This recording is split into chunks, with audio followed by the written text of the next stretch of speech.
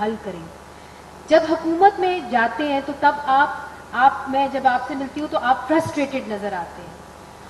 یہ جو آپ کے اتحادی ہیں مین اسٹریم پارٹیز, چاہے وہ پاکستان مسلم لیگ نون ہو, پیپلز پارٹی ہو, سعید خان صاحب بیٹھے ہوئے ہیں, یہ بنیادی طور پہ تو مانتے ہیں کہ لاپتہ افراد کا مسئلہ حل ہونا چاہیے. پھر مسئلہ کیا ہے؟ کیا ان میں کیپیسٹی نہیں, کیا ول نہیں, کیا یہ اکٹھے نہیں ہو پا رہے؟ What is the problem sir?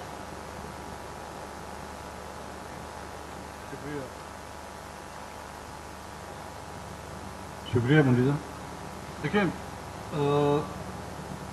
مسئلہ بلوچستان کا مسئلہ سیاسی ہے, اور اگر کوئی اس کو حل کرنا چاہتا ہے تو سیاسی بنیادوں پر اور سیاسی لوگوں کے ہاتھوں سے ہی حل ہوگا. نہ ہی ہمارے جو ملیٹنٹس ہیں ان کی بندوق سے حل ہوگا, نہ ہی ہماری فوج کے توپوں سے حل ہوگا.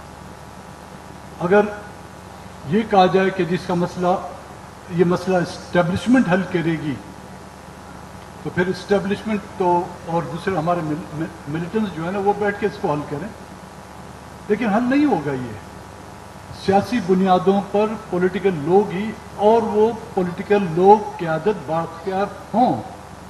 کیونکہ جو ہمارا تجربہ رہا ہے پچھلے ادوار میں, چاہے وہ پی ٹی آئی کی حکومت رہی ہے یا پی ڈی ایم کی حکومت رہی ہے, پی ٹی آئی کی حکومت سے جو ہمارا معاہدہ ہوا تھا مسنگ پرسنز کی بازیابی پر, ابتدا میں تو انہوں نے ہمارے ان نکات پر اتفاق کرتے ہوئے ان ڈاکومنٹس پہ سائن بھی کیا.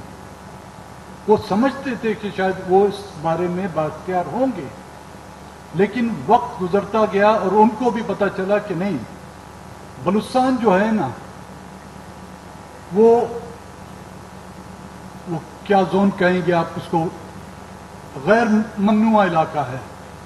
اس میں کسی بھی سیاسی مداخلت کی اجازت نہیں, اور ہر پولیٹیکل پارٹی نے اپنی اقتدار کو بچانے کے لیے یا اپنے اقتدار کی مدت میعاد کو وسعت دینے کے لیے انہوں نے بلوچستان کے لوگوں کی اور بلوچستان کے حقوق کی قربانی دینے میں جو ہے نا انہیں گریز نہیں کی.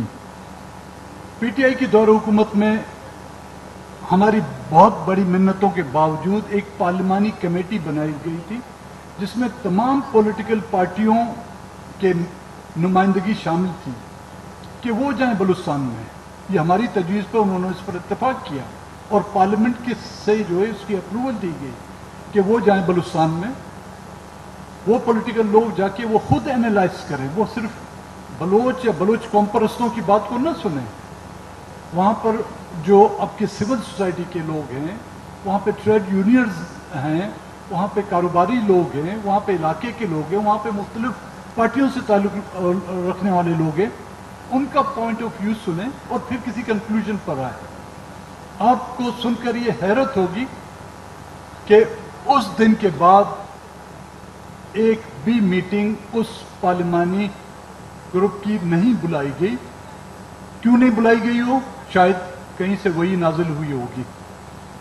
اور پھر جب پی ڈی ایم کی حکومت آئی تو آپ کو یاد ہوگا ایک انفورس ڈس اپیرنس کے حوالے سے ایک بل تھا, جو اس وقت کی منسٹر ہیومن رائٹس تھی, انہوں نے بھی کہا تھا جی وہ بل جو ہے مسنگ ہو گیا ہے.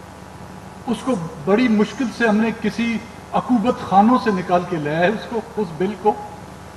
اور جب ہم لوگ نے پی ڈی ایم کی حکومت کو مجبور کیا تو اس میں ایسی ترامیم لائی گئی تھی جو مطلب قابل عمل درآمد نہیں تھی, جس میں ایک شک لائی گئی تھی کہ اگر کسی نے غلط انفارمیشن دی تو اس کو 7 سال کی سزا دی جائے گی.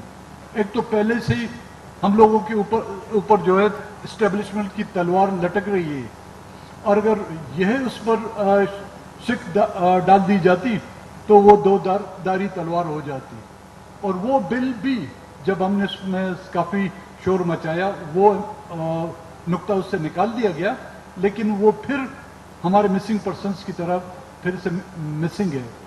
تو اس کا حل واحد ہم سمجھتے ہیں کہ ایک انوائرمنٹ کریٹ کی جائے, اور وہ لوگ جو غیر جانبدار ہوں, مجھے تو یہاں پر پولیٹیکل پارٹیاں مجبور لگتی ہیں، اسٹیبلشمنٹ جانبدار ہیں، ہم نیشنلسٹ بھی شاید بائزڈ ہوں یا جانبدار ہوں، کوئی ایسے مینڈیٹر لائے جائیں جو نہ میرے چاچا کے لڑکے ہوں نہ کسی اور کے مامے ہوں، وہ بیٹھ کر اس مسئلے کو خوش اسلوبی کی طرف، حل کی طرف لے جائیں، اور وہ جن پولیٹیکل پارٹی جس میں یہ جرت ہو، وہ پولیٹیکل پارٹی یا وہ حکومت جس میں وہ جرت ہو، لیکن مجھے کوئی جرت مند لوگ ہی نظر نہیں آ رہے، معذرت کے ساتھ۔